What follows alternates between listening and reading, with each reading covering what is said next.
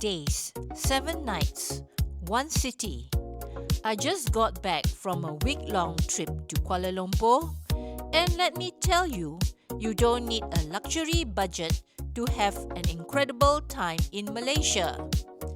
This was a 100% no-frills trip where we skipped the private cars and leaned entirely into the local experience.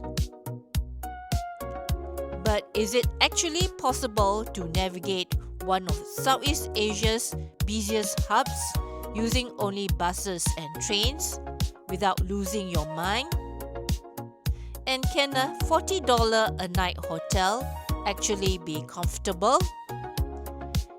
Today, I'm breaking down our arrival, our budget stay, and the one card you must have to survive KL. Our journey began at 8:50 a.m. on Royal Brunei flight BI 871. But before we even took off, we hit the airport lounge in Bandar Sri Begawan. Honestly, the buffet was a win. They had a huge variety of Asian and Western dishes. Definitely worth getting there early. On the plane, we had a mid-morning brunch. It was standard airline fare. Rice with fried chicken, a bun, and fruit. There's an omelette and sausage option too, but overall, it was just adequate.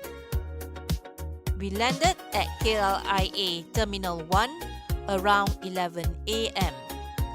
Huge improvements this year. The Aero train is back in action to get you to immigration. No more cramped shuttle buses.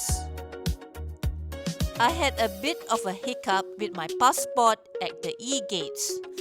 So if yours acts up, just head straight to the manual immigration counter. After grabbing our bags, we headed to level 2. That's where you find the bus station. For just 15 ringgit, you can catch a coach to KL Sentral. It takes about an hour and 15 minutes, and it's way cheaper than the express train or a taxi.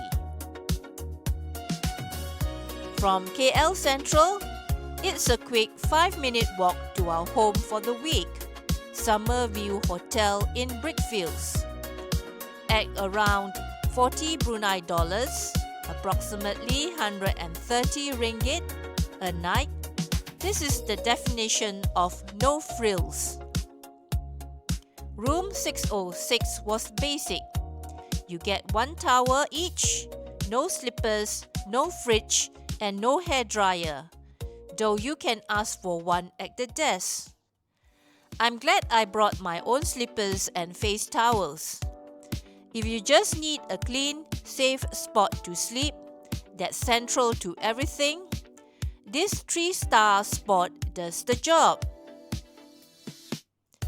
Dinner time. We walked over to Kayu Nasi Kandar in NU Sentral Mall.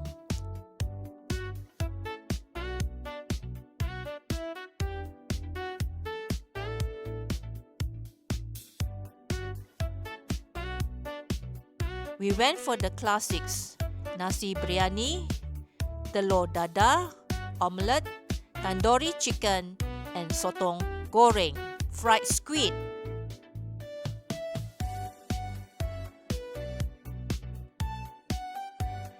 The verdict? The tandoori was the star, super juicy and flavorful.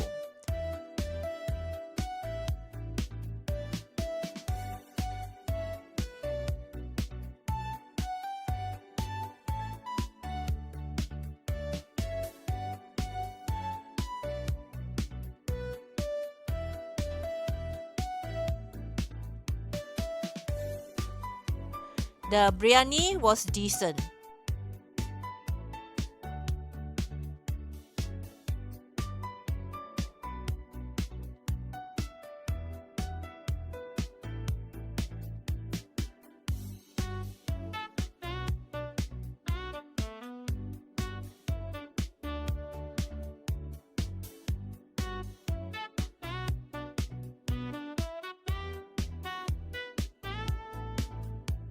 but skip the sotong goreng next time. It was a bit too tough for my liking.